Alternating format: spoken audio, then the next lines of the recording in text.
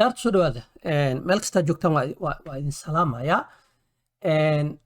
Waxaan rabaa inaan maanta idin tuso anoo adeegsanaya formula anoo adeegsanaya in aan lambaro iyo qoraal oo text ah iyo inaan wax isku samaysan karo. Ma fahanteen? Tusaale ahaan halkan waxaan ku haystaa sales staffkan waa dadka magacyadan ayaantaan oo dhan aan tusaale kusoo qaadanaynay.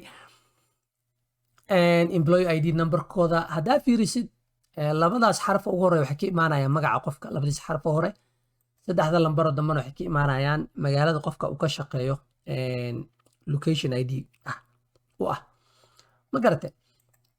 Marka waxaa dhacday dhowr case oo arrimo coded oo maaragtay companygu isticmaalo iyo product name iyo ID numberadii la isku qalday. waxaan hala kala saaro hadda ka bacdi ID numberada hala raaciyo employee ID number intaan hadda kor ku xusan oo heerar ku jirto kale in la raaciyo waay. Marka tii rabnaa marka inaan samayno adaan lagu xil saaray soo ma kumaankuna haddaa haysid oo tiraahid individual u edit garaynayaa waad dareemi kartaa hawsha kaa gelisay waqtigii kaa gelayo. Waxaan ku tusayaa formula aan dhisaynaa formulahaas aan dhisano aan waxaan qoranno aan ku samaysanayna. Okay, let's get to it. Marka waxaan leenahay equals double code. In this case waxaan qoraynaa em oo employee ah ID boundkaas oo aan maaragtay numberkii usoo gaabsanay space double code mafahant space hadda markaa halkaas marayo waxaan isticmaalayaa special character oo la dhaho ampersand la dhaho oo noocaas u eg af Soomaali waxaa lagu dhaho maqaani raalli ahaada.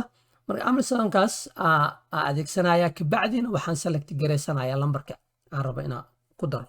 Intaas markaa samay intaan leh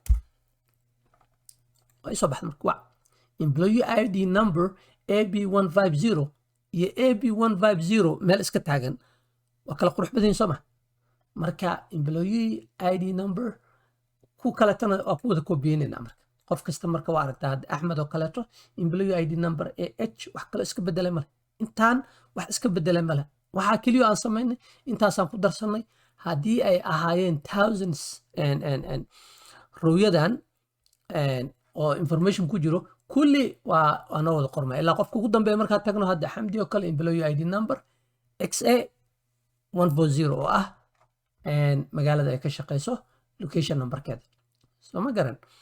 Marka waxaa idin tusay anagoo isticmaalayno formuladan anagoo isticmaalayno in waxaan rabno aan ku qoran karno ma fahantay kabacdiina aan ku sii qaban karno lambaradii kaleete ama qoraaladii kaleete ee meesha noogu jiray ma fahantay.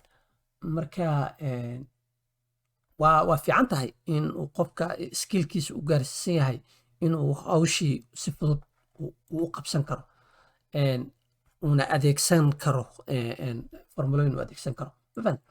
Marka maanta waxaa idin baray in aad wax isku xirxiri kartid wax isku dari kartid column cusub oo aad samaysan kartid columnkii ka horeetana aad maaragtay aad ka taqalusi kartid. Hadda waa kaasaa Cabdinaasir iyo maaragtay employee ID numberkiisii waa clear waa cad yihiin wax dambe oo lagu qaldi karo ma jiraan.